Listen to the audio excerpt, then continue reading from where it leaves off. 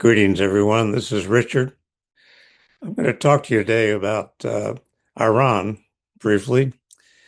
When I wrote my book, A Different Journey, Vietnam 1963 to 73, I was thinking that this book really will be helpful to historians who want the observations of someone who lived in Vietnam during that crucial period of our history, and perhaps give some insight to how the Vietnamese reacted to the war and what the political actions were on the ground.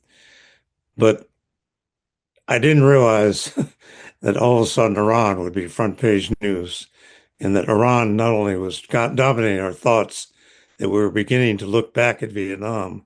The question is, did we learn anything from our year's experience in Vietnam?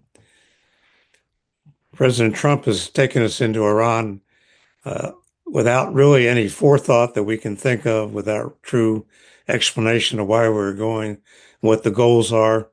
It's hard to know what he's trying to achieve. In Vietnam, at least we thought we had a goal. We wanted to prop up a dictatorial regime and convert it to a democracy. We wanted to keep the North Vietnamese communists from taking over the South and eventually all of Southeast Asia. And President Kennedy started with 12,000 advisors in 1962, Green Berets. We all know the Johnny Cash song, Green Beret.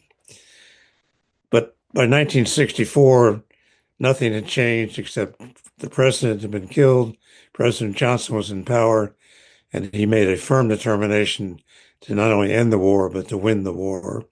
He began sending U.S. soldiers in large numbers, 150,000 in 64, another 100,000 in 65, another 100,000 in 66 when I went to Vietnam.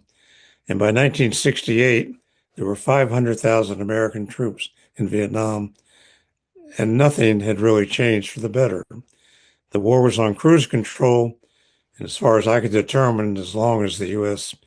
stayed in Vietnam, the war would just continue as a stalemate. Well, the American public was getting tired of the war and made enough pressure to get Congress and then ultimately the president to, at that time, Nixon, to go into peace talks and end the war 5 years later. Not with a clear sense of victory, although we announced it was, but with the point of ending our involvement. President Trump would do well to look at that experience.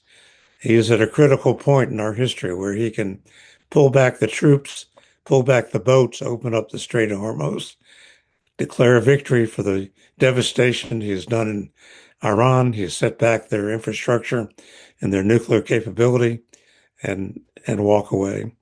Or he could go the Vietnam route, begin to send more troops, talk about occupying Iran for what would become another endless war. For more information about my experience in Vietnam, please go to my website, richardaberliner.com. Thank you.